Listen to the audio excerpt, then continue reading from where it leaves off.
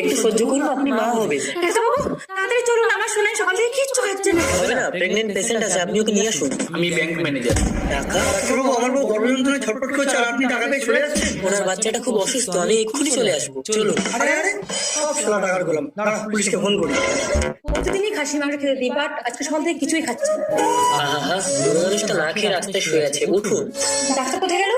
ওই দেখো ডাক্তার তোমার বাবার সাথে কি কথা বলছে। আপনার কি কোনো ছেলে মেয়ে নেই? ছেলে বৌমা আমাকে দেখে না। ঠিক আছে, আপনি টাকাগুলো রাখুন আর আমার চেম্বারে আসুন, আমি ওষুধ দিয়ে দেবো।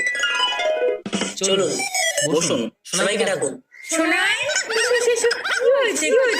বলবো মা ছিলাম না। দেখি, আপনি একটা কুকুরের জন্য আমাকে ডেকে এনেছেন? মুখ সামলে কথা বলুন, কুকুরটাকে বলছেন, ও আমাদের শোনায়। আমি পশুদের চিকিৎসা করি না। একটু কাকে বলছেন, এই আমাদের শোনাই। তোমার স্পর্ধা ডাক্তারের গায়ে হাত তোলা। হ্যালো পুলিশ, ইন্সপেক্টর বীরু, অন্যায়কে প্রশ্রয় দেই না। Doctor Babu, you R under. আরে কি বলছেন, ওরা আমার গায়ে হাত তোলা আর আপনি উল্টা